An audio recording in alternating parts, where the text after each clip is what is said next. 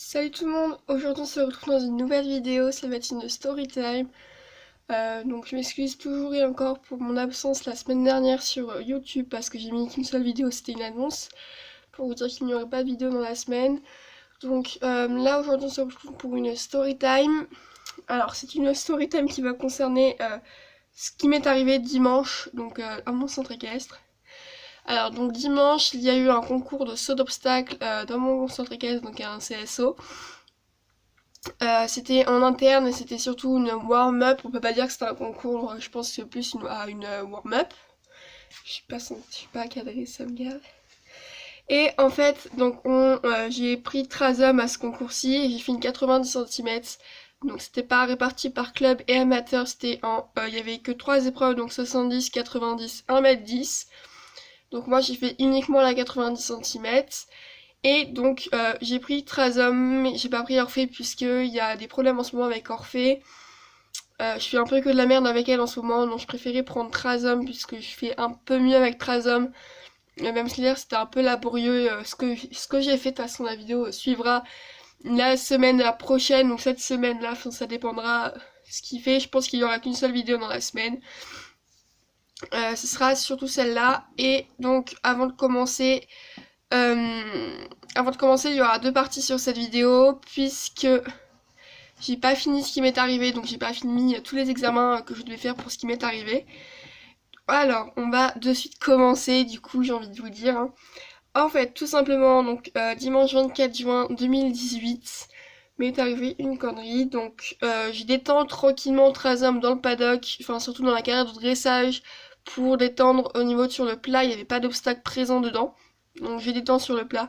Il n'y aura pas de vidéo de ça dans la future vidéo puisque mes parents regardaient déjà la 70 cm, donc ils pouvaient pas me filmer en même temps.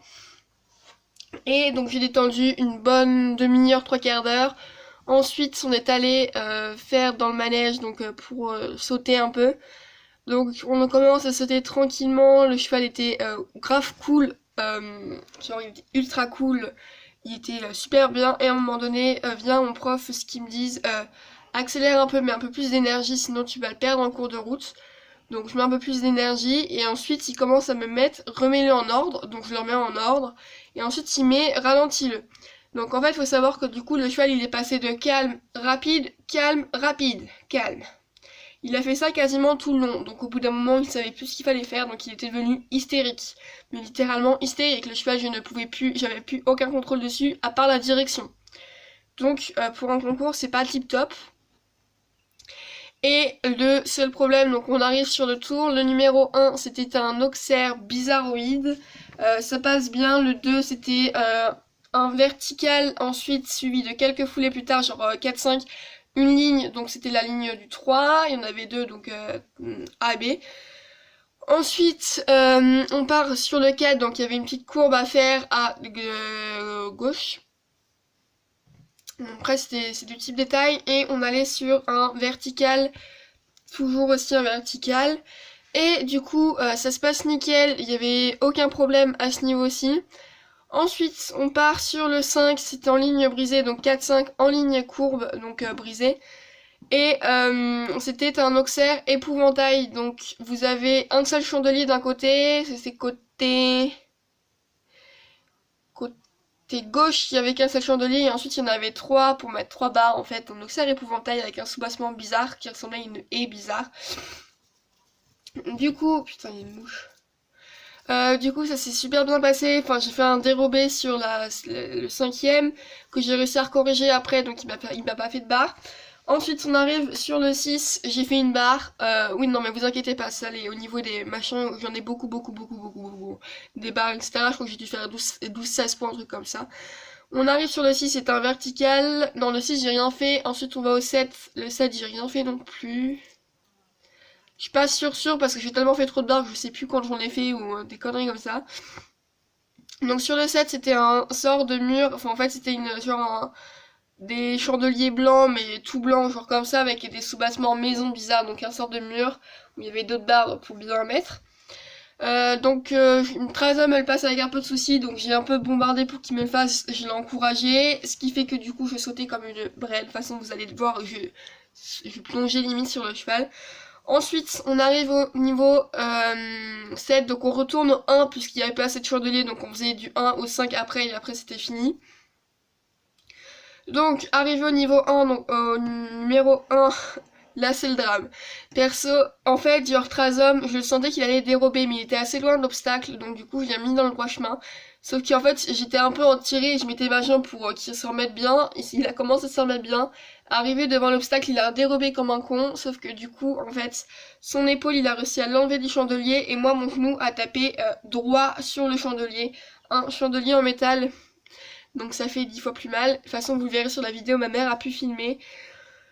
Par contre, du coup, je sais pas de quoi donner comme titre. Soit le CSO de la catastrophe ou une connerie comme ça. Donc du coup j'ai eu ultra mal, ils ont mis tout en place, je me suis fait engueuler par mon prof, vous le verrez pas, j'ai pas envie de vous le dire puisque c'est un peu ma vie intime, enfin pas intime mais ma vie privée avec mes ennuis que j'ai un peu avec lui. Hein. Parce qu'en ce moment on va passer le cacher, j'ai un peu des problèmes avec lui. Et du coup bah ça se termine, je termine le parcours, donc j'ai fait des barres à quasiment tous les sauts puisque je ne pouvais plus du tout bouger mon genou. Mon genou gauche était totalement bloqué, enfin pas bloqué mais je ne pouvais plus du tout le bouger, il était limite paralysé si tu veux. Et du coup bah je commence le parcours, je termine, donc je refais le 1, le 2, le 3 et ensuite 4, 5. Ça se passe à peu près bien. Je termine, donc je descends, je boitais comme pas possible. J'ai même pas marché en fait, j'ai marché sur le chemin du retour pour aller au box. Et si j'avais trop mal. Et du coup, bah je descends, il y avait mon prof derrière pour éviter de faire genre la meuf qui boite parce qu'il m'avait dit un truc un peu genre oui tu aurais pu te faire mal et de toute façon c'est ta faute et tout si t'as mal ou une connerie comme ça. Du coup bah pour ma simple défense je préférais ne pas boiter devant lui. Donc je me suis cachée de boiter, ça m'a fait encore plus mal que j'avais déjà mal. Donc j'ai pas boité pendant quelques pas et ensuite je me suis mise à boiter mais léger. Donc j'arrive au box, je décèle tant bien que mal en essayant de reposer un maximum mon genou gauche. Ensuite, donc je décèle et tout, on va aux urgences avec ma mère vers 17h puisque je mangeais avec mon grand-père qui était venu me voir. On va aux urgences à 17h de ma ville, donc il y en a peut-être qui vont connaître nos gens de Rotrou. Voilà, je vais pas... Comme ça, de toute façon j'habite ouais, voilà, vous allez voir, donc NLR, je vais vous dire NLR. Donc je vais à l'hôpital NLR, et donc là-bas, on attend longtemps, comme d'hab, fixer les urgences. Ensuite, on est pris au bout d'une heure quand même. Ils vont me passer une radio, donc la radio n'a rien révélé. Juste que j'avais beaucoup trop d'eau dans le genou gauche, donc ce qui m'empêchait en fait ma rotule de bouger comme pas possible. Donc du coup, on m'a mis une attelle, donc de toute façon vous allez la voir hein, vu que je l'ai encore. Une attelle plus béquille, donc mes béquilles elles sont ici. Voilà, elles sont rouges. Hein. Là j'en ai qu'une seule parce que l'autre elle est en bas, parce que vu que je tourne dans ma chambre. Et ensuite on m'a mis une attelle, donc je vous la montrerai tout à l'heure parce que j'ai pas envie de lever ma jambe, ça va me faire mal. Donc il faut que je passe à nouveau un scanner pour voir ce que j'ai. Donc je vais passer encore chez à l'hôpital NLR. Et ensuite il va falloir que j'aille voir un chirurgien orthopédique. Donc très bonne chance pour moi. J'aurai le chirurgien qui m'a opéré pour mon coude. La story time sera refaite puisqu'elle est nulle à chier. Donc elle sera refaite. Je pense que je vais la tourner après. Et du coup, bah, je vais le passer plus tard. Donc c'est là, la vidéo va s'arrêter. Il y aura une deuxième partie quand j'aurai passé mon scanner pour vous dire ce que j'ai. Et là, avant la fin, je vais vous montrer mon attelle en fait et vous l'expliquer un petit peu puisqu'elle est un peu bizarre en fait. Donc je vais vous l'expliquer plus en détail. Donc là, vous avez mon attelle qui ressemble à peu près à ça. Vous allez vous dire, oui mais ton genou est toujours plié. Non, ton genou il peut se tendre. Donc ici, vous avez un petit boîtier qui va au niveau d'ici, ça doit être l'extension. Donc comment je vais tendre mon genou. Ici, vous avez la flexion pour les deux boutons là. Et ici, vous avez à nouveau l'extension. Donc là, il est réglé à 30 d'extension. Donc je peux l'étendre à 30 degrés en partant de 90 degrés de la flexion. La flexion, je peux pas y aller à plus de 90 degrés. Et au niveau de l'extension, ici c'est exactement la même. C'est réglé en symétrie en fait. Donc là, elles sont réglées à 90 et ici c'est réglé pareil. Donc voilà pour mon attel, donc je peux toujours la régler, hier elle était réglée à 60 ici, je peux par exemple si je veux la régler à 15, je vais la laisser à 30 par contre. Donc voilà pour ce qui est de cet attel. Pour les personnes qui veulent, c'est une marque de chez DonJoy. Voilà, je suis abonnée à DonJoy. J'ai ma genouillère, j'avais mon machin pour mon coude, j'avais mon machin pour mon épaule. J'ai tout de DonJoy, hein, très clairement. Je suis abonnée à DonJoy. Donc, du coup, voilà, je vais aller passer mon scanner parce qu'a priori, il y aurait sûrement une fissure de la rotule. Donc, c'est peut-être pour ça aussi que j'ai mal à ma rotule et que j'arrive pas à la bouger et qu'elle bouge dans tous les sens. Enfin, ça, c'est à cause de l'eau. Donc, c'est pour ça que j'ai ma genouillère qui va permettre, enfin, mon attelle qui va permettre de tenir pour éviter que bouge mon genou. Et pour les personnes qui veulent voir, j'ai un très gros bleu.